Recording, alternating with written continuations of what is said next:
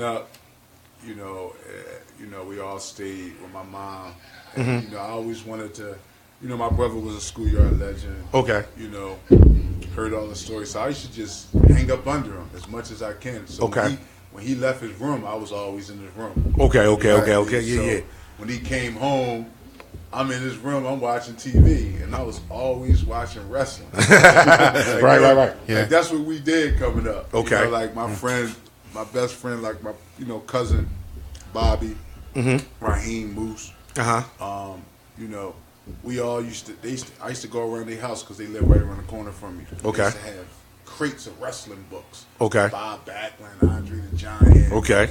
Superfly Snooker. So I'm like, I'm coming around. Right. Like, man, that's all they wanted to do was watch wrestling. Yeah. So I was like, dang, like wrestling must be the thing. Right. And we used to get our tickets, to the Spectrum or Civic Center to go watch the wrestling matches. So when I used to, hang up under my brother, he was, had a poster of Magic on his wall. Right. Big Michael Jordan fan. Okay. So, but every time he would leave, I would turn on wrestling. Okay. You know what I mean? Exactly. Every time he came back to his room, he's like, man, all you want to do is Watch wrestling. Right. And it just so happened King Kong Bundy was one of the, he was one of the biggest stars in wrestling. Right. And I used to just be like, bidding off him, just laughing. But I was really into it. Okay. You know what I mean? And I'm going to just start calling you Bundy, man. He kept saying it, and that name just stuck. You know Right. what I mean? Right. And we honestly, we used to go to Toys R Us, get the wrestling belts. Belts. Lay the cardboard down, go to different neighborhoods. Right. We was really doing something. They used to always have it like, yo, don't try these moves At home. Right. We used to do it. Yeah. And we used to get yelled at, what I mean, by our moms and stuff. Like, they used to walk, like, we used to be right outside the house, like, on the corner wrestling. You could break your leg, break your neck. We wasn't trying to hear that. We were just moving around the corner. You know what I mean? Exactly. Yeah, that's where that name came from, and it kind of stuck. So. Right. Okay. Yeah. All right. But I kind of heard something about your brother. But besides your brother, who was your biggest influence to play this game that you love so much? My biggest influence. Yeah, because we heard just your brother, but name some of the guys and how they influence you. Well, you know what? Coming up, Barrett was the thing. Yeah. And I used to always go over Barrett to the Stanley when I was real young. Okay. And I used to see all the guys over there. You know what I mean? Like Jody Johnson. Okay. Randy Woods. Right. Everybody from all over would come. Ski Bop. Right. And just watching those guys compete. Okay. Competition bring out the best of you. Watching those guys compete, I was like, damn, like, these guys getting it in. Right. And I was really a wrestling guy. Like, that's what I did. Like, Okay. running around the neighborhood wrestling and all. Right. I wasn't really into ball. Okay. But then I got because I was big for my age. And people used to always say, yo, man, you should try to play ball. I'm like, man, I don't want to play no ball. Right.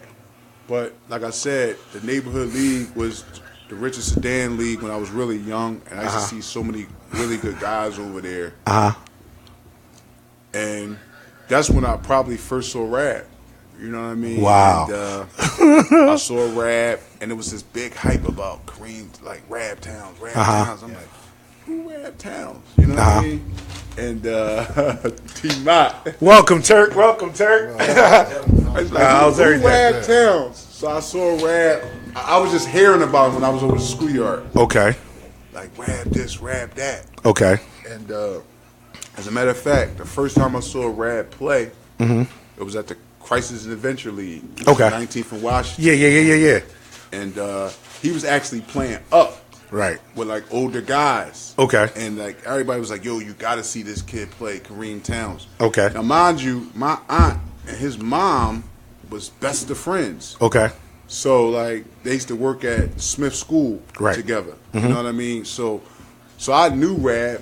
I knew of him. You know what I mean? Right. I was younger. And I seen him play at Crisis and Adventure. Yeah. And he was playing up. So everybody was like, yo, you got to see this kid play. Long story short, man, I saw 3 plays and was like, yo, he everything they said. He came down. One of his favorite passes was the double behind the back, behind the neck pass. Okay.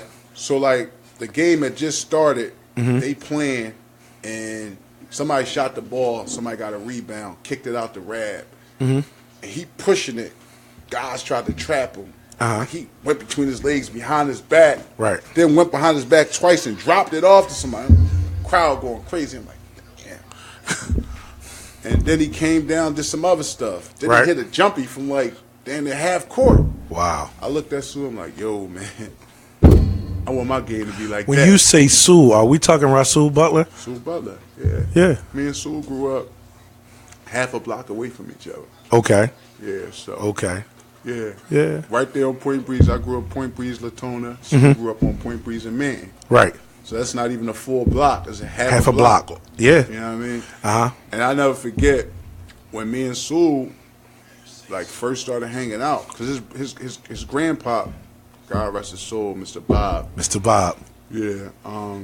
His grandpa had an ice cream store. Some of the best ice cream if you ever tasted. Always, you taste his right. ice cream. Yeah. Some of the best ice cream in the world. So, like, Sue used to be like a little bad kid working for us. He wasn't bad. He was a good kid, but he used to always get smart with everybody. Right, right. And then every time somebody, like, tried to do something to him, he pop, pop, pop, pop. So everybody used to say, like, yo, man, I can't wait to catch you, this, to that. Yeah. Just, you know, messing around with Sue. But Mr. Bob had hurt somebody over Sue. He wasn't letting that happen to Sue. Every time you go in the store, Sue was in there working with his grandpa. Okay. Getting smart with people. Like, right. You know what I mean? Cutting the game off because he was behind the counter. He could take the plug out. Right. Stuff like that. But anyway, over Chew's playground, I used to sneak over there because the runs was over Chew's. That was our neighborhood. Yeah. You know what I mean? So the runs was over Chew's.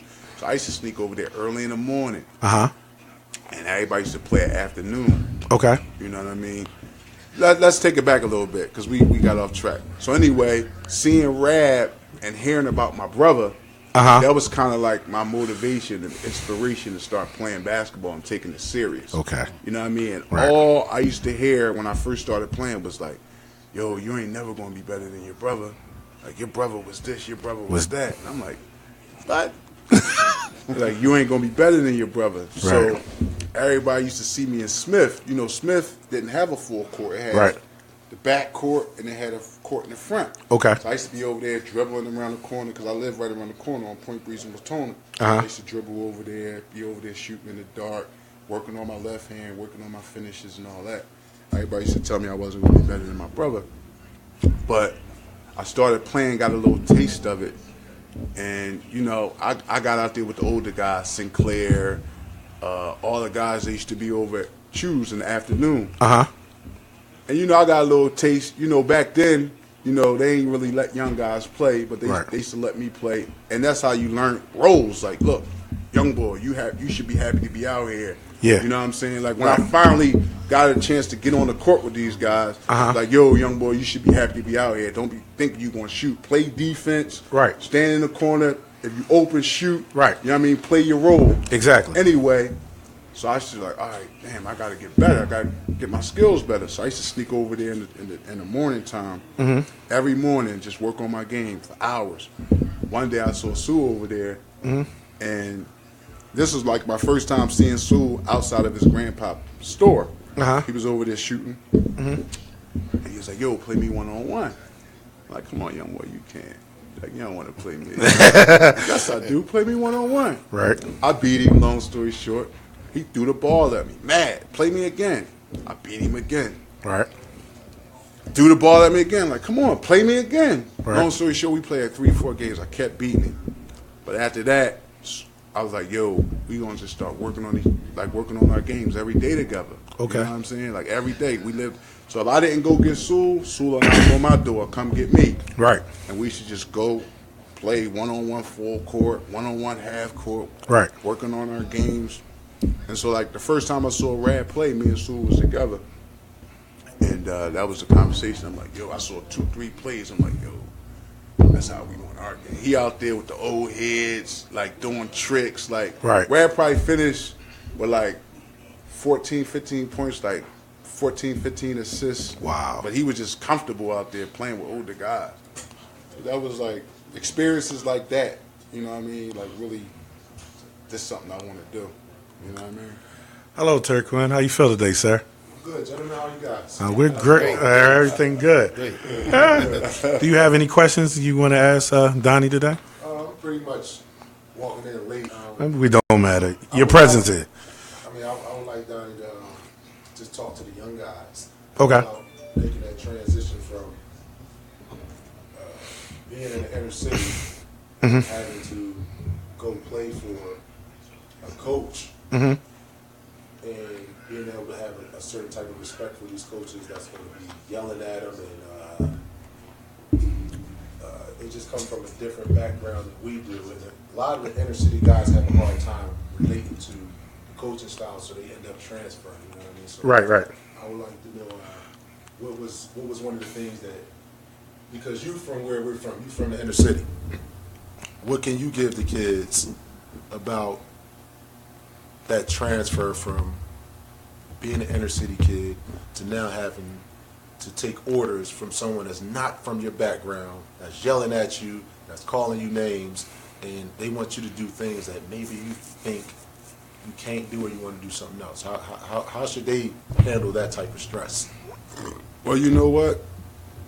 I think that for me, just speaking from my personal background, back when I was coming up and I was younger than you, like you was when I was coming into the Sunny Hill League, and that's when, you know, it's really started to get real for me.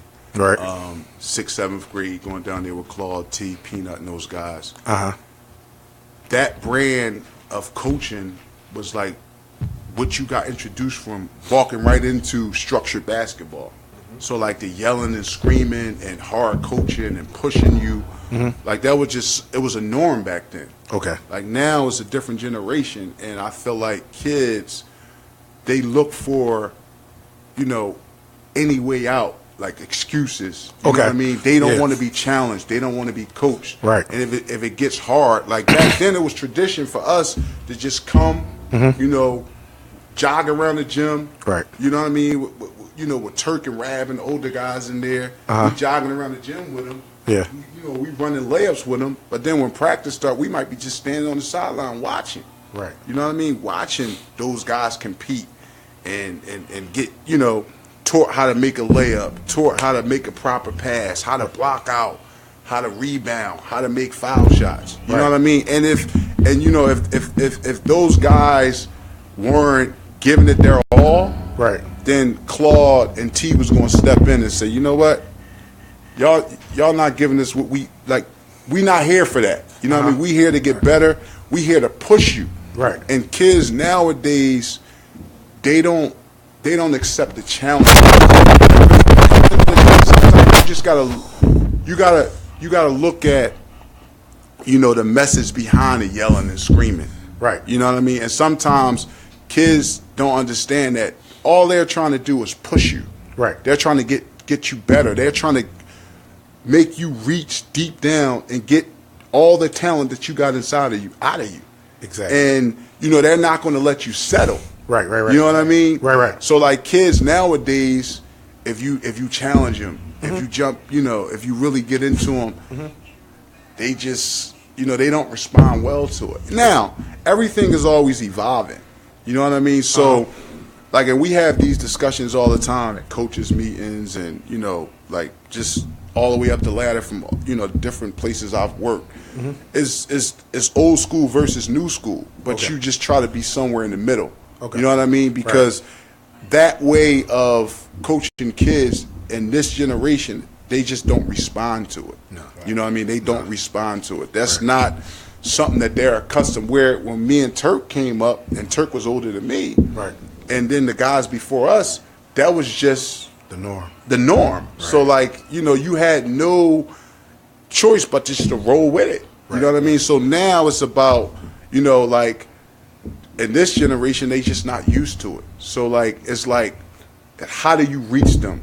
You know what I mean? How do you still try to, you know, give them those old school, you know, fundamentals and principles and values, and transition it to this generation Right. and get the best out of it. And you know what? It's a challenge. It's a big What I mean? challenge. It's a huge challenge. But like I said, there's no right or wrong answer. It's just, each individual is different. Each program is different. You just try to find, how to connect with those kids and how to relate to those kids. But I just think nowadays, everyone's looking for the easy way out. And then just transition into I came from the Sunny Hill League when it was, look, you had Future League, Yeah. you had Developmental League, you had High School League. Yeah. And it was only but so many spots. Right. You know what I mean? You had the best of the best. Right. So it was tradition for you to go there and, like I said, run layups and do all the fundamental stuff and then just stand on the sideline and watch these guys. If you got in, you was happy. Right. You was really fortunate. Right. So then you looking at me going to Roman Catholic. Right. When I got to Roman Catholic, they had already won 5 championships before I got there. Right. And they had All-American Mark Jackson, Mike Tabb, and a bunch of young guys that was waiting in the wings. So nowadays, guys in 9th grade, they walking right into high school playing.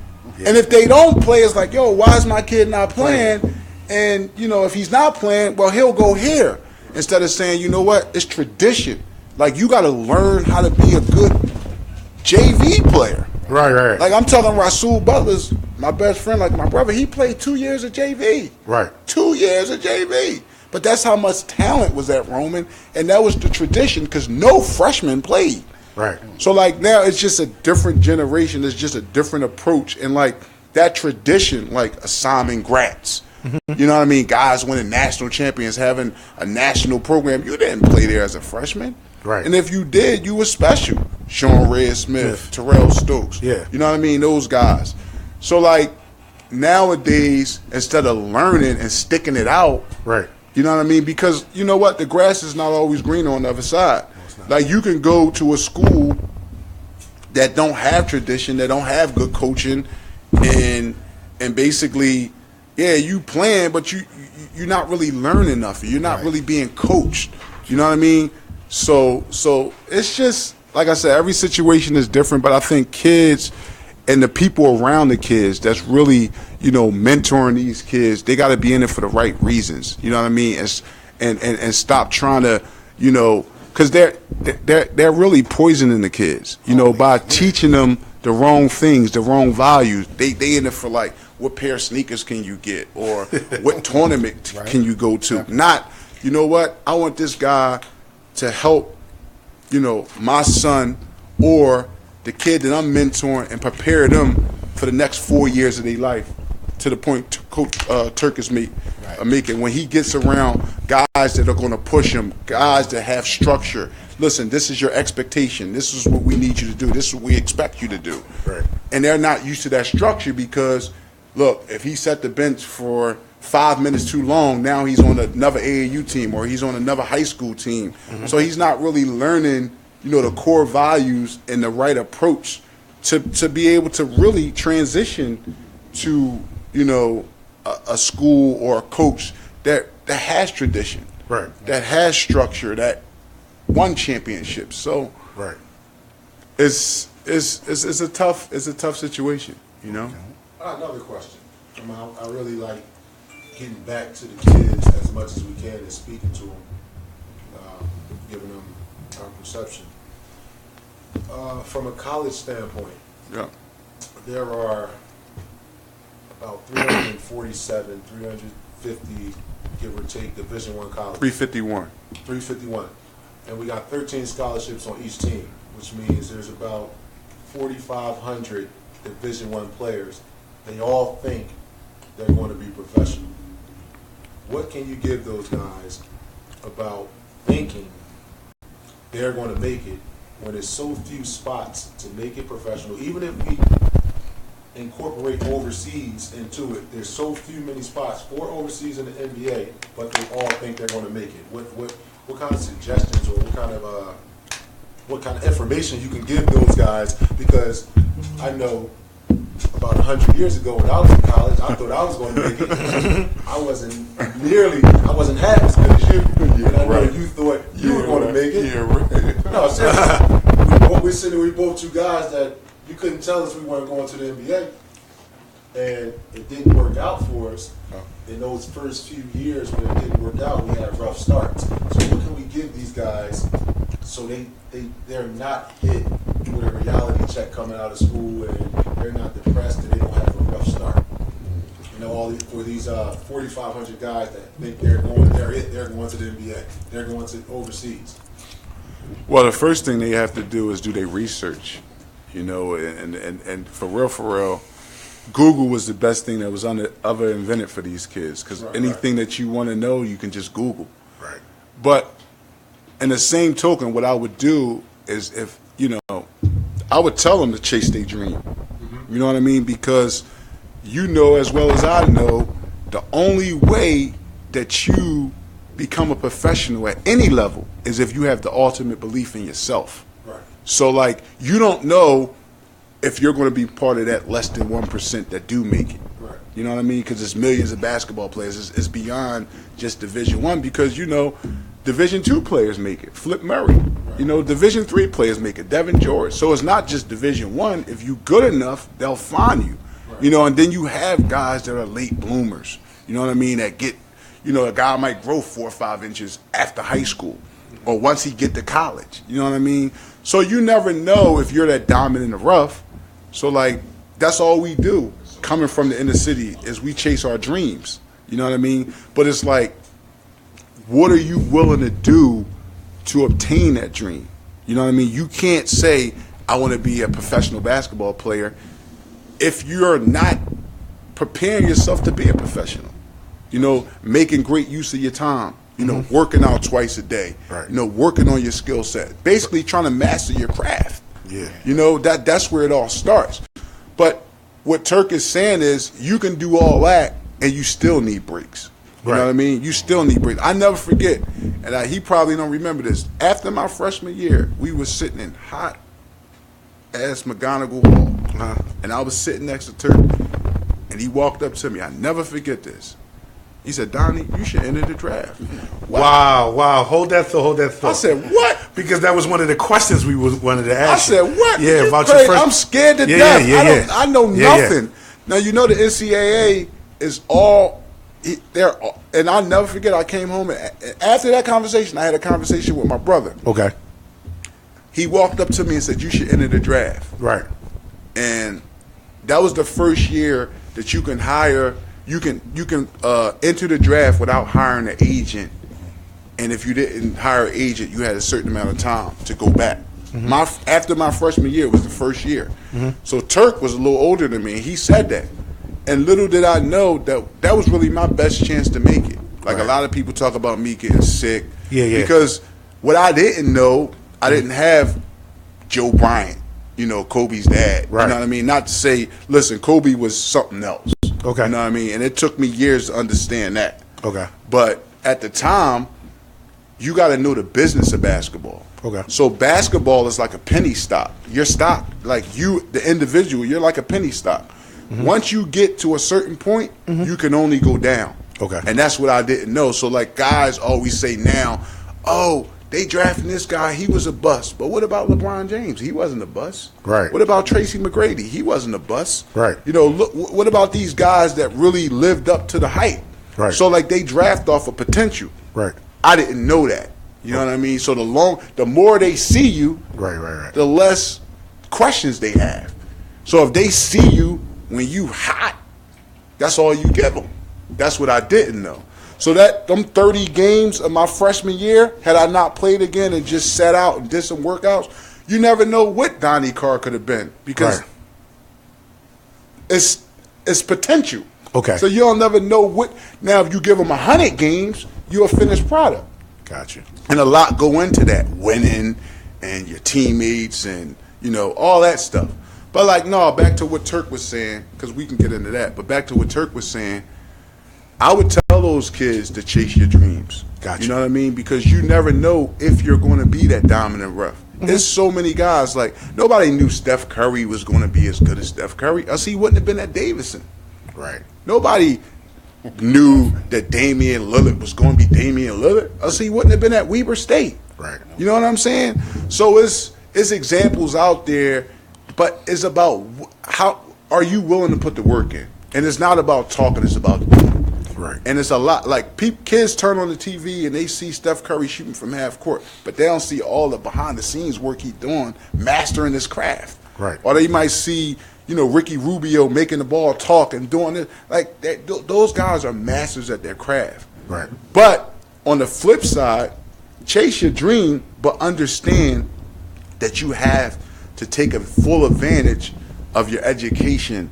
Okay. And what I would tell them to do is take full advantage of the education and try to get a master's degree. Wow. You know what I mean? Because one day the ball's going to stop bouncing. Okay. And if you further your education, that's something that they can never take. And it sounds cliches, it sounds corny, but you wouldn't know that until after you're 35 and 40. Yeah. And now you need a job. Right. Back when our parents were older, all you needed was a high school diploma. Right. Then all you needed was a college degree. Now you really need a master's degree to get the type of living that you really want to live comfortable. Not even talking about rich. You want to get a master's degree, if at all possible. So, like, don't just look at, the basketball, because if you lucky, and Turk know this, if you lucky, you'll play after college. Okay. Like he talked about, the 4,500 people, less than 1% of them or 2% of them play after college. Right. You know what I mean? Uh-huh.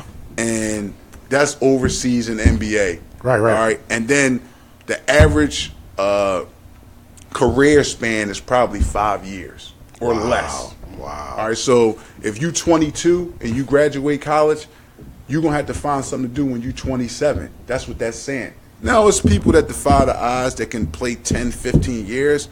And listen, more power to them. They defied the odds because you don't play more than 5 years most of the times. You know what I mean? If you're lucky to play after college. So don't look at just the basketball and thinking, because you're not a failure if you get your college degree and earn a good living for your family. People look at that like Turk he's very successful. Right. You know what I mean? I'm successful. Right. And that's because we took full advantage of not just as using basketball as a vehicle to really get a great education and be able to open up other doors once the ball stopped bouncing. Remember that, guys? Go to school. You can have your dreams about playing in the NBA and playing overseas, but make sure you take advantage of that free education. $70, $80, sometimes $150,000 worth of knowledge that you can get from going to school. You got to be there anyway. So take advantage of get your degree. Plus, you also got to be eligible to play. So you might as well get your degree, and you're going to need something to fall back on when the ball stops bouncing. And believe it's going to stop bouncing before you're ready for it to stop bouncing. Exactly. Tyreek, you had a question for him? Yeah, let's get into something juicy. Let's talk about the Kobe game. Oh, man. Let's talk about that game. You know what? Way before that game, man. I remember I can go all the way back to when Kobe, and it's funny because he gave an interview when he announced his retirement. And he said, I remember one year I played a whole summer in the Sunny Hill League and didn't score a point. Not 1 point. And going all the way back to that, Kobe was a 6'3", 6'4" freshman, just moving from Italy back to the States, playing in the Hill League. And the funny thing about it was he was like a little like skinny kid that wore 2 knee pads and elbow pads, and he was still growing.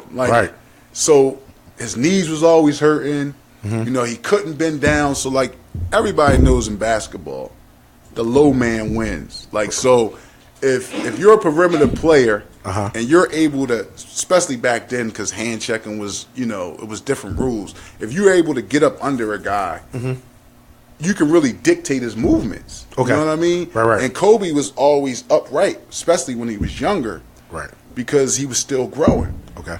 So I was one of those guys that summer that was able to, get up in them and dog them. Me and Ya. And so, like, I can go all the way back to when I'm having a conversation with Sean Red Smith. I'm like, man, Kobe ain't that good. I'm talking about ninth grade. I'm like, he ain't that good. Right. Red's like, yo, you out your mind. I'm like, nah, dude, he ain't that good. Right. Like, and if he is, I don't give about him. Right. You know what I'm saying? Exactly. But, so, like, I was able to trace all the way back then, and that was part of the reason why I was able to play good against Kobe, because I remember him from back then when I didn't think he was that good. Right. So now, transition, fast forward 2 years later, this is his 11th grade year. This is the summer of his 10th grade. He just graduated, so he's a rising junior. When I tell you he made one of the biggest jumps I ever seen, so now, Sunny Hill League, we stepping up on Kobe, like, you know what I'm saying? Like, what's up? Wasn't having it. Transformed into a new dude. Right. Wasn't having it. Step up on him, try to all that. He getting low as you, rolling crossovers, you know what I'm saying? You going that way, he going that way, hitting the jumpy. He faking you like he about to flash up to the high post, spinning off you, turning it, catching it backwards. I'm like, man, who that dude? Right. Little did I know, his dad had him working out with the Sixers trainer, personal trainer. So now he's stronger. You know what I'm saying? His muscles filling out. Now he done grew 2 inches. Right. So now instead of being 6'4", he's 6'6". Right. And he quicker. You know what I mean? More athletic.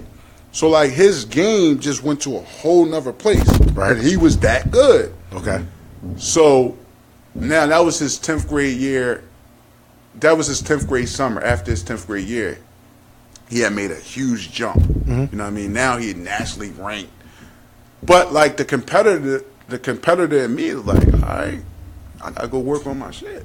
You know what I'm saying? Like, right. Like, cause I didn't know like anything about upside. Like, yo, what this guy can be in 2 or 3 years. I'm still a young kid. I didn't know about, everybody looking at his upside. I'm like, man, what's up now? Like, all right, he got better. I gotta go get better. Okay. So, like, me and him, being as though we were in the same grade, same class, 96 class, like, we went to all the same camps. You know what I mean? 5-star, ABCD camp. Yeah. So, like, me and Cole really developed a relationship, and we played, before I played with Point Breeze Positive Image, Mr. Bill and them, we played in the Sunny Hill All-Stars. So, like, me and Cole used to talk all the time, hang out down McGonigal, go grab something to eat. It was all of us. Me, Cole, Mike Jordan, Peach Sanders, all of us. And Tamir Harbin. But, so, like, he made that leap, you know what I mean? And I'm like, damn, I gotta work on my game. I gotta get better. So then, going into our senior year, it just so happened that we played in the same summer league. Roman played in the Plymouth Whitemarsh Summer League. Okay. So it was Lower Merion, Plymouth Whitemarsh, Chester, Cheltenham, Roman Catholic, and like Shipley with like one other school. I forget the other school, but it was 6 schools. So we played Kobe and them a couple times that summer. Right. And actually, that was probably the best game that nobody. Mr. Bill has it on tape. Yeah. I don't know what he did with that tape. That was the best game nobody, ever saw. It's not on DVD. I can't find it. But anyway, that was an unbelievable game. But anyway, we had our wars throughout the years. So like now, fast forward, we're seniors, and I'm a top 30 player in the country, top 20, top 30, and he number 1 in the country. So, so for me, I just knew like, look, man, this guy, he working out, with the Sixers. He got a personal trainer. Right. So at that point, I'm like, yo, this is finally my chance to show everybody that I belong in that conversation. Like, I'm just as good as him. Exactly. So the game, that summer, I never forget, me, Ya, Ronnie Conway, we're the number 2 team in the country. Right there. When you say Ya, who are you talking about? Arthur Ya Davis. Okay. My best friend. Okay. One of my best friends. Okay. Now you continue the story.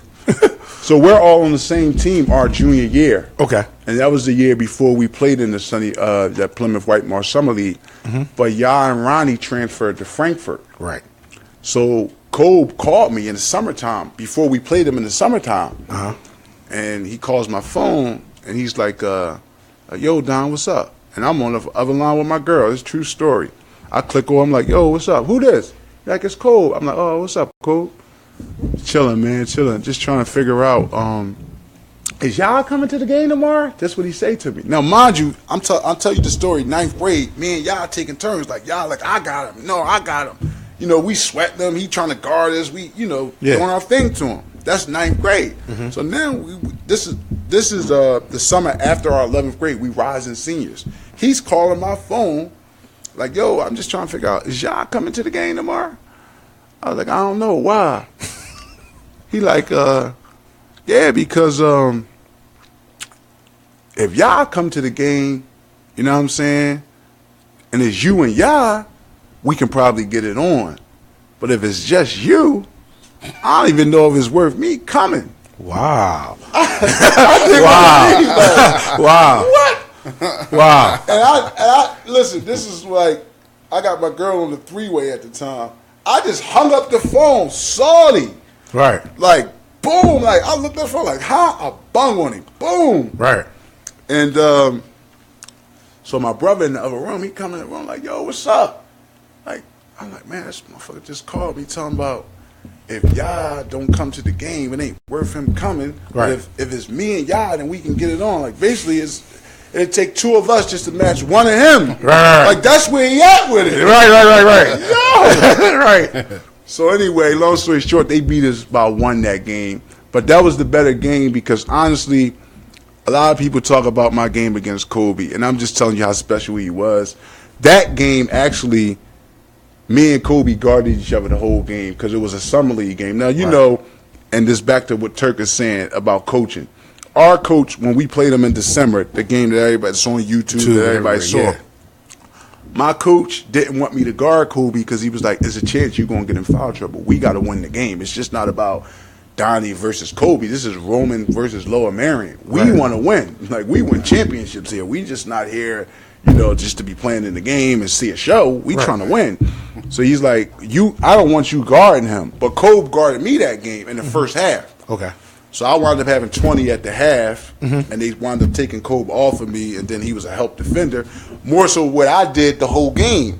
Like, I was a help defender against Kobe while, Jakob Jaskobiak and Jaron Justice guarded him. Right. But in the summertime, we guarded each other head up, and it was an unbelievable game. It was, John Lucas was the coach of the Sixers. He was there because, like I said, Kobe used to work out with the Sixers, and he had just invited me to start working out with him because John Lucas saw me playing against Kobe a couple times. He would come, watch Kobe, give him pointers of what he needed to work on. He would work out with the Sixers. And, Rick Pitino was at Kentucky at the time. He's at the game. Jim Boeheim. Wow. Every coach you can think of at that time was at the gym because, again, Kobe was the number 1 player in the country. Right. So, long story short, they beat us by 1. I think I finished with like 30, 8-8. Kobe had like 36, 10-7, something crazy. But I had an unbelievable first half. He had an unbelievable second half. Okay. And they beat us by 1. So that was like the build up leading into that game. Okay. So when we played them at Drexel, I'm like, yo, like everybody, that was just coaches that saw that. Like, the public gonna be here. So I'm like, listen, if I don't bring my A game, this dude won't embarrass me. So, because I knew, like, everybody talk about Kobe not from Philly. Let's clear the record. The man is from Philadelphia. Like, it's just like if I was successful and I made the NBA and then after the NBA I went to Europe, instead of moving back to West Philly, I moved on a main line. Right. Like, that's just a natural transition. Right. His whole family is from West Philly. Right. The day Kobe moved back to Philadelphia, he played with West Philly, Sunny Hill. Right. He was always, and more importantly, his dad, and I saw a Turk interview, like, he knew the guy that created. His dad, listen, deserves all the credit for who Kobe is. Okay. Like, all of the credit. He molded Kobe into the perfect basketball player. Okay. And I heard the stories because Joe Bryant went to LaSalle. I heard the stories that Joe was before his time, and he was like Magic Johnson before Magic back in the early 70s. But back then it was frowned upon. They called the showboating, a 6'9", 6'10" guy throwing no-look passes, doing all that, going coast to coast. Like, people never seen that before. Right. But then I heard that Joe didn't really get the max out of his talent. So the player he created, and Joe recruited me to come to LaSalle. So he was the assistant coach at LaSalle when I was in high school. Wow. So imagine that triangle. Me and his son competing on a high level. He's recruiting me the whole time. That's what I'm saying. Kobe used to call me all the time. His dad was recruiting me. He recruited Turk. He was at LaSalle with Turk. So, like, it goes all the way back to that. You know what I mean? But his dad created the perfect basketball player. You know what I mean? And more importantly, he's definitely a Philadelphia guy. Okay. You know what I mean? Like, his dad just made it to the league, played a long time in Europe, came back. He wasn't supposed to move back to West Philly. Right. He moved on the main line. Right. That's where he's supposed to be at. Right. But all his cousins and his family, they from West Philly. Right. But more importantly, Kobe had an inner city mentality. Okay. I mean, bottom line, he had an inner city mentality. Like, he would bust your ass and let you know about it. Right. Like, that was who Kobe was. Like, I never forget, before that game, I'm playing on the Sunny Hill League. Again, Kobe, like John Harnett and Sunny Hill and those guys, they knew all about upside and potential. I'm a young kid. I don't have nobody in my corner telling me that. I just know I'm just as good as this guy, or I think I am. Because that's where I come from. Like, if you that, you got to show me. Right. You know what I mean? Coming up in South Philly, like I said, going over the hill or going over Barrett or going over Chews or Smith, wherever the runs was at, it was all about competition. Right. It was no back down. My old heads, they didn't raise me to back down from nobody. Right. My family. So that's where I come from. So if he that good, I want him to show me that he that good. Right. So, like, we had wars coming up, but I'll never forget, if you go down to the Concha and the Donofrio tournament, is a picture of me and Cole, because we share MVP at the Donofrio Classic. Now, I was playing with the Sunny Hill All-Stars as well as Cole, but they had Kobe playing the point guard. And back to Bundy. When I was Bundy, I was, 6'1", Yeah. 230, 235, 40 pounds, eating everything. I wasn't in shape. I was just, I just started playing ball. But I got good fast because I worked at it. Right. So when I played in the Sunny Hill League, they had Kobe playing point guard at 6'6". When he was in 10th grade. I'm 6'1", and I'm playing power forward. So everybody like, yo, Donnie, you're going to be a Division II player. I'm like, what? So I was like, no, I got to play with Mr. Bill and them. Like, I got to showcase my skills. Like, I can really play guard. Like, you know what I mean? Right. So that summer, that same summer where I was telling you that we played in the same summer league, we actually met in the Donofrio Classic right after our 11th grade year, and we met in the championship game. Now, they had a suburban team with Raphael Biggis, Paul Romanchuk, these names that, Philadelphia basketball people know. Went to Archbishop Carroll, went to Villanova. Romanchuk went to Carroll. He went to University of Penn. Mark Inglesby went to Carroll. He went to Notre Dame. They had, a bunch of guys. So we wound up losing to them in a double overtime game we wound up beating them in a double overtime game in the Donofrio Classic in the semifinals, and we played the Sunny Hill Seniors, which was Kobe and them, the Sunny Hill Juniors, which was Kobe and them, in the championship. I sprained my ankle in that game. Wow. The opening tip, Kobe comes to me, because everybody watches the games. Like, so after they played, they watched us play. Everybody knew I was hurt. You know what I mean? Now, we played hurt because that's what we watched.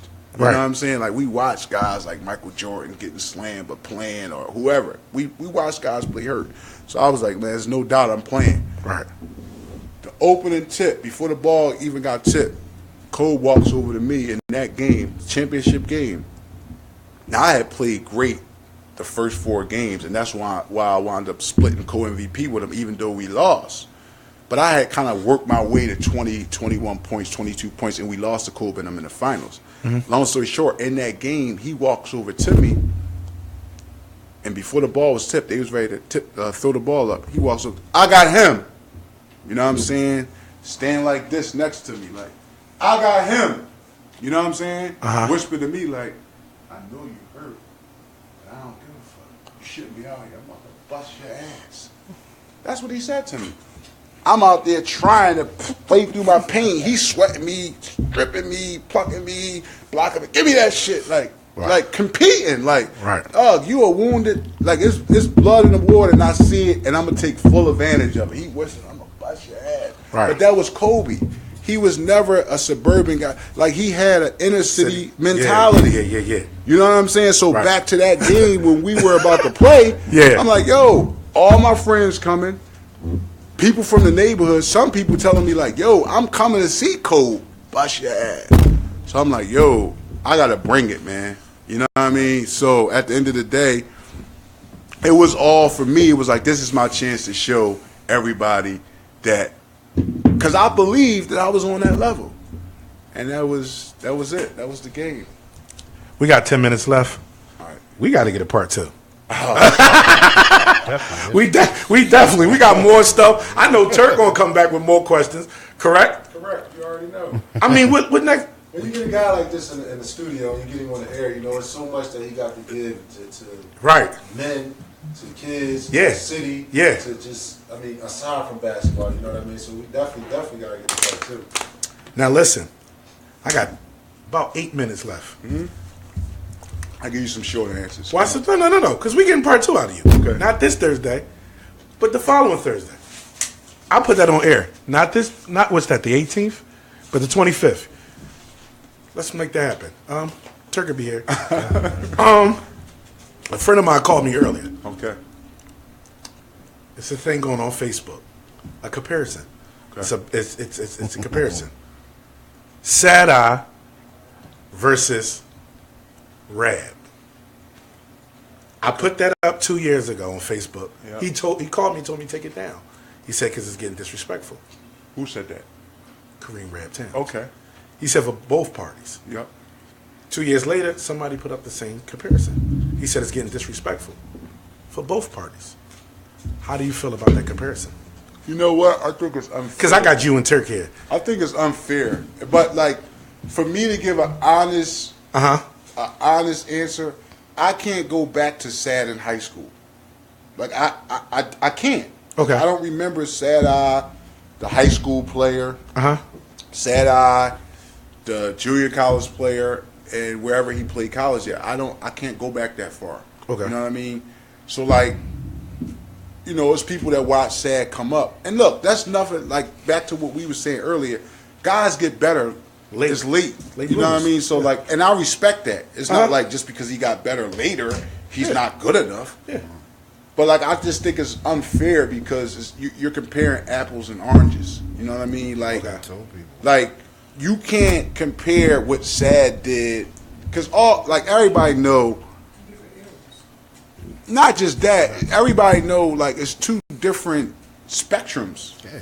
Like Sad did it in the schoolyard, Rad did it all over the country. Right, the schoolyard. You don't even know if the book's right. You know what I'm saying? Right. You know what I mean? Right. You look at the joint. Oh, Sad had 70. Right. Man, I had 70. Super Bowl. Right. You know what I'm saying? Like, right. You know, you don't know if the book's right. Right. You talking about sanctioned NCAA games? This man was out here grilling people on television. Exactly. Like that, you know, a lot of people saw. Going up against Sad Eyes is to me, I don't mean to cut you off. Sad Eyes is a ghost story. To me. Wow. To me personally. It's a ghost story. It's a Jesse James went into the, you know what I'm saying, and killed 10 people. Right. But he shot one person. 10 people said, I got shot too. You understand what I'm saying? That's Sad Eye to me. That's my personal opinion. Because what I saw was a good player. Right. I didn't see Rad. You know what I'm saying? Right. I saw Radman Thomas. Radman Thomas was better than what I saw from Sad Eye. And Rad was, what, 12 years old. You understand what I'm saying? That's where the legend started.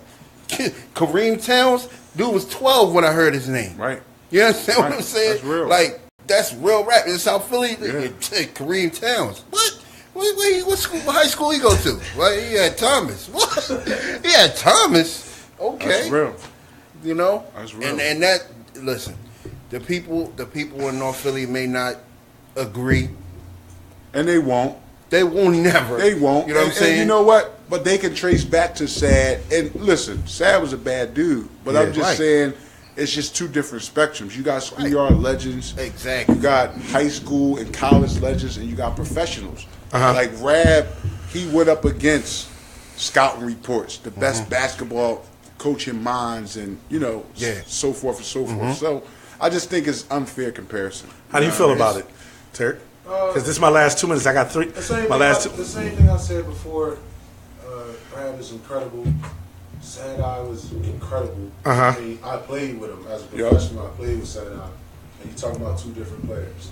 So you're talking about a guy that plays fundamental basketball and makes the right play, and he makes them effectively and efficiently throughout the whole game. That's what Brian Watson did. And you're talking about a guy that can dribble the ball through his ears. And he can dribble through three people, and he can make a non-fundamental pass with the efficiency and accuracy as if he practiced behind his back all the time. Stuff that you can't teach. You can't compare them to. You know what I mean? So it's basically trying to compare Iverson as a point guard to Marbury as a point guard. Kareem Towns will put that ball in the hole no matter what you do. Saan will make the right play no matter what you do. So we can't compare those two players. Now you want to compare Kareem Towns to somebody, you got to compare him to a scorer, Mark Bacon, or any of these guards that was like a Pooh Richardson, these guys that was scoring the ball. Saan was a fundamental player, so we compare him to other fundamental players, you know what I mean, that made the right play and were efficient every time. That's why they say Saan was good, because he was just efficient. It's not going to blow you out the gym with no spectacular pass. He's going to give you a simple crossover, and he's going to knock it down. And if you let him do it 25 times, he's going to do it 25 times. So that's why you can't compare those two. And then not only that, the other thing is, if we got to say who's better down 16th Street, Saan better. He at home. He's like, you know what I mean? Right. But if you say who's better at LaSalle, Kareem Towns. You know what I mean? So it depends where they were. Right. I don't think Saan could do what Kareem Towns did at LaSalle University, because Saan wasn't even that aggressive to score. I think he was a fundamental player. He'd have been a great at LaSalle. He wouldn't put up the numbers. Nobody can put up the numbers. You got to be thinking, shoot the ball in the hell with my teammates. You know what I mean? Right. There's not a lot of guys outside. 1,900 points in 3 years. Do that. So this is the end of the show. We want to end it off with words of wisdom. Part 2, the 25th. I got to confirm that with you. I'm definitely going to give up a part 2, but it depends. We got to get a part 2. Definitely. Give me some words of wisdom from Donnie Carr right now. Words of wisdom. Listen, again, man, just live life every day you wake up is a blessing. Yes. And strive for greatness. Chase your dreams. Yes. But more importantly, do everything in your power to obtain those dreams, and never let somebody tell you what you can't do, man. Yeah. Coming from where we from, man. Yeah. All we know is a way out, and we striving for a better life, man. You know what I mean? And you got to find your niche, man. You know what I mean? You got to find your niche and really chase your dream. And listen, you can be whatever you want to be, man. Words of wisdom from Turk. Keep it short, man. Love God, protect your family, and every day is your birthday. Every day is your birthday. I like that. Every day is your birthday. And that's the Frequency Show, y'all. Thank y'all for everything. Thank you for coming out, Donnie. Thank you for coming out, Turk. Free, thank you for coming out. It's a beautiful day. All right. Anytime. Thanks for having me. It's a pleasure, fam. All right, y'all.